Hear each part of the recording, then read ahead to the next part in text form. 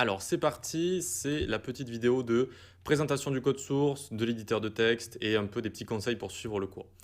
Donc ici on est sur GitHub, c'est pour partager du code, travailler avec des projets open source, etc.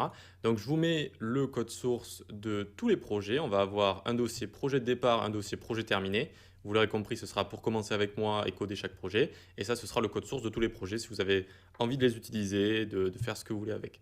Donc vous cliquez ici Code Download Zip et puis on va pouvoir l'ouvrir avec VS Code. VS Code, c'est Visual Studio Code, c'est un éditeur de texte.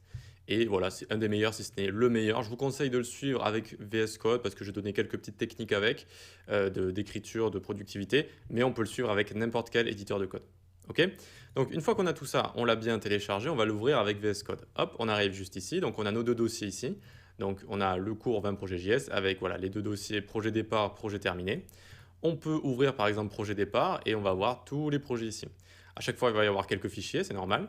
Notamment donc un index HTML où je vous ai laissé le doctype pour pas avoir à le recopier par exemple. Puis quelques links et puis s'il y a des ressources également, je vous ai mis toutes les ressources ici. Comme ça, c'est plus facile.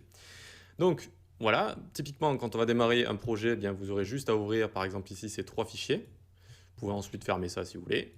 Tac, et puis on va pouvoir commencer à coder ensemble. Voilà, on va pouvoir commencer à tout coder ensemble. Si jamais vous avez la moindre erreur, si vous avez la moindre chose que vous ne comprenez pas ou que vous n'avez pas réussi à coder ou quoi que ce soit, le code source total se trouve juste ici. D'accord? Donc regardez, je vais fermer ces trois fichiers. Je vais dans projet terminé ici. Ok, donc projet terminé, tac. J'ouvre app.js, index.html, style CSS. Et donc on a bien tout le code source final de l'index, du style et de notre app.js ici. Ok? On a bien absolument tout. Donc, si vous avez une petite erreur, si ça ne fonctionne pas et que vous voyez qu'avec le projet final, ça fonctionne, c'est que l'erreur est de votre côté. D'accord? Ça, il faut l'accepter, c'est comme ça. C'est une façon, comment dire, mature de voir les problèmes. Il ne faut pas directement demander au formateur et surtout ne pas dire que ça ne fonctionne pas.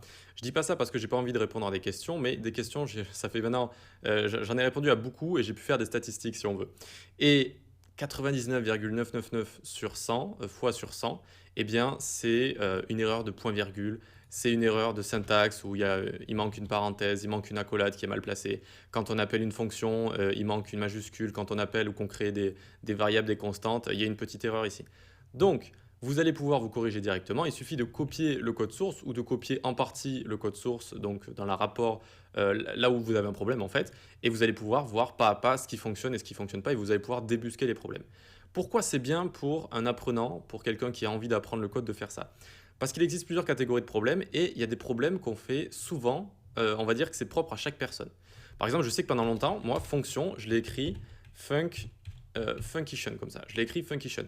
C'est une sorte d'erreur dyslexique si vous voulez, mais ça m'arrivait très souvent. Et donc au lieu d'aller demander à qui que ce soit ce qui se passe, etc., j'ai remarqué que je faisais souvent cette erreur et je me suis forcé à force. Maintenant j'écris tout le temps bien fonction, enfin ça peut m'arriver de faire l'erreur, mais vous voyez, on fait souvent ce genre de petites erreurs. Ça peut être syntaxique, ça peut être quand vous allez écrire en camel case, quand vous allez écrire des variables, quand vous allez faire toutes sortes de choses. Donc vraiment, les repérer, ça va vous améliorer votre workflow quand vous allez travailler plus tard, ça va vous rendre plus productif. Et ça va aussi vous permettre de découvrir des erreurs tout seul aussi. De découvrir, ah oui, donc si je mets une parenthèse là, ça fonctionne plus. Ah oui, donc si je rajoute ça là, ça fonctionne plus. D'accord? Au lieu de directement, dès que ça fonctionne pas, oh vite, je vais aller dire au formateur que ça fonctionne pas pour qu'il me découvre qu'il manque quelque chose quelque part. Au final, ça ne va rien apprendre ni à moi ni à vous en fait, et surtout pas à vous. Parce que si je vous dis de rajouter une lettre en majuscule quelque part, clairement, vous allez dire, ah ok, on s'en fiche, quoi. Ça va rien vous apprendre. Ok. Néanmoins, si ça ne fonctionne pas avec le code source et que vous avez également l'erreur avec le code source, évidemment, prévenez-moi et on réglera le problème ensemble. Ok. Donc, une fois qu'on a tout ça, on va voir un petit peu comment on va pouvoir visualiser notre code. C'est avec une extension. Donc, on clique sur cette petite icône, extension, et on va chercher Live Server. D'accord. Donc, on tape Live ici. On va voir Live Server. On va cliquer sur Install ici. Moi, il est déjà installé. Une fois que c'est installé, eh bien, on va pouvoir aller sur n'importe quel index HTML, faire clic droit, Open with Live Server. Par exemple, on va aller sur le quiz terminé, index HTML, clic droit, Open with Live Server. Ça va l'ouvrir sur une page, un navigateur qui est ouvert ici. Ou alors, ça va ouvrir un navigateur. Et hop, ça va nous ouvrir du coup le projet final ici directement. Donc, on va se servir du Live Server pour coder en temps réel. Ça nous permet comme ça de voir en temps réel ce qu'on est en train de coder. Donc, le Live Server pour voir ce qu'on code. Et dans File ici, vous avez une petite propriété qui va être autosave. On clique sur autosave et en fait, dès qu'on sera en train de coder, On attend 0,2 secondes en ayant levé les doigts du clavier, ça contrôle tout seul, ça enregistre tout seul. Donc ça, couplé à notre live server, vous aurez compris que ça permet de coder de manière hyper agréable en fait. On code et directement ça s'affiche, ça s'affiche, ça s'affiche, ça s'affiche. Pour débugger, c'est pas mal aussi, etc. Il y a des cas où on ne doit pas trop l'utiliser, l'autosave, c'est quand on va faire des appels à des API, mais dans ce cas-là, je vous le dirai, vous inquiétez pas. Ok, dernière chose avant de commencer. Alors, j'avais envie de vous dire ça, oui. Aussi, si le CSS et l'index HTML ne vous plaisent pas ou ne vous intéressent pas, vous avez juste envie de faire du JavaScript, eh bien, à chaque fois, en début de projet, on va avoir une vidéo sur l'index HTML et le style CSS. Eh bien, vous avez juste à prendre le CSS, par exemple, du projet terminé, vous le copiez, vous le collez là, et puis ensuite, vous allez à la partie JS.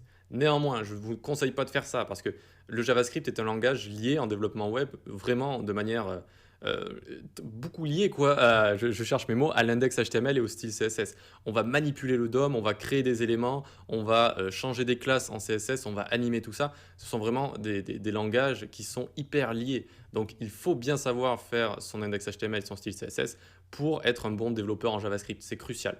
Voilà. Néanmoins, je voulais vous proposer cette technique si vraiment vous ne voulez pas faire le CSS.